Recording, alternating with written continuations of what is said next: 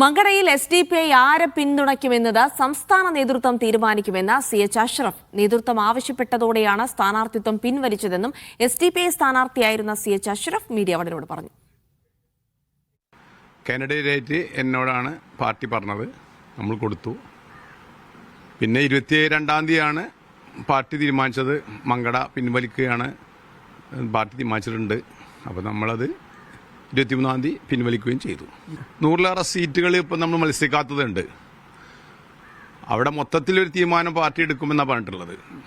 അത് പല മണ്ഡലങ്ങളിലും പല സാഹചര്യങ്ങളുണ്ടല്ലോ. അപ്പോൾ ഇതിന്റെ തീരുമാനം വരും എന്നാണ് നമ്മോട് പറഞ്ഞിട്ടുള്ളത്. നിലവിലിപ്പോൾ മങ്കടയുടെ ഒരു സാഹചര്യം വെച്ച് ആരെ പിന്തുണയ്ക്കാനായിരിക്കും സാധ്യത? മൊത്തം സ്റ്റേറ്റിന് ഇത്രയും മണ്ഡലം ഉണ്ട്, 104 മണ്ഡലം ഉണ്ടല്ലോ ഇപ്പോൾ ഇനി. അപ്പോൾ ഓരോ സ്ഥലത്തുനിന്നും ഓരോ ആളുകൾ ബന്ധപ്പെടുന്നതനുസരിച്ചും പാർട്ടിയുടെ സൗകര്യത്തിനനുസരിച്ചും ഒക്കെ ചർച്ച ചെയ്തുകൊണ്ട് ആർക്കാണ് പിന്തുണ കൊടുക്കേണ്ടത് പാർട്ടി തീരുമാനിച്ചാൽ അതിനനുസരിച്ചായിരിക്കും തീരുമാനം ഉണ്ടാകും.